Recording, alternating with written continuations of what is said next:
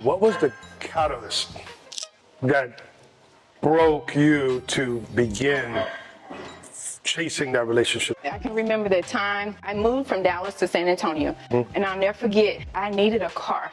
I'll never forget, I called my grandmother crying, and I said, Grandma, I have people staying in my house that don't pay me rent because I paid my rent up. I have a roommate here, I don't know nobody, and I need a car, and the people who stay in my house have a car, but they won't loan it to me. She said, get on your knees because you have your faith in men and not in God. Ooh. And I'll never forget, an angel that he put in my life that I met in San Antonio bought me a car.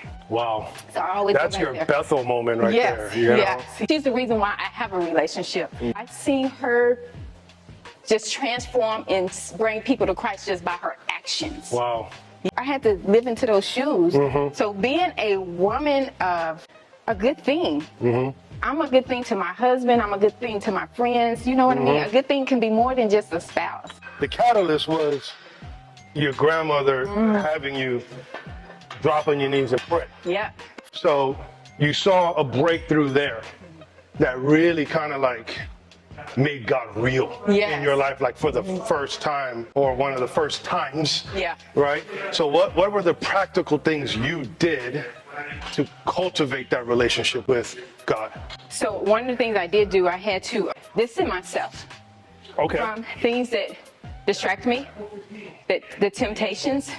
And then that's when I started becoming married to the Lord. Yeah. Because I started spending intimate time with him. Right. I started listening to his word, meditating on his word, letting the word penetrate in me. I have 23 years of writing to the Lord. Yeah. That's when I started writing my love letters to him. I had to cleanse myself to be whole with him and to be everything I knew he wanted me to be. But it was a process, it was a sacrifice, and it was scary at times. But How was it scary? Because uncertain, unknown. And then people were saying to me, you changed. In his word, I was unique. I don't supposed to look like the same. No, we're not. I don't supposed to look like everybody else. That's right. So I became okay. Yeah. You know what I mean? I no Being longer set was apart. scared. Yes, exactly. Being set apart. I was no longer scared. Yeah. And I embraced where he was taking me.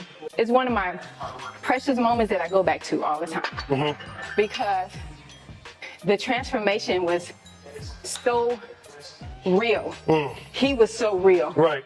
And then people start seeing me and saying, I want what you have. Of course. Yeah. Of course. Like, well, we radiate different. Yeah. So that was the start of my journey of becoming a better person in the perfect thing. Because without that, I couldn't be the woman I am today. You began to share some things with me last week. A good thing in Proverbs. A good thing means the best person you are. Right. It's the person who worked on themselves through him. But we have to be the good thing because we have to clean up ourselves. When I say clean up ourselves, I mean like men's restored and healed from that. Yeah. You know what I mean? Oh, yeah. And that's what God did. Yeah. I had to go through loving a dog. I think you heard. Come loving on. a dog to have the love for my husband. Whenever I get tired, I leave the job and I'm exhausted. I get to the dog, I get to the crib, and I'm now practicing how would I love kids, my wife, even if I'm just feeling depleted and I'm empty, right? That's not an excuse. Not an excuse. So my dog is the test. Because your job starts at home when you have a family. That's right. I wake up with him. I go to sleep with him. But I'm a wife first because I'm a good thing to him, but I'm a good thing to him, I'm a good thing to my family. And what I say is, it starts when you a husband or a wife, your job starts at home.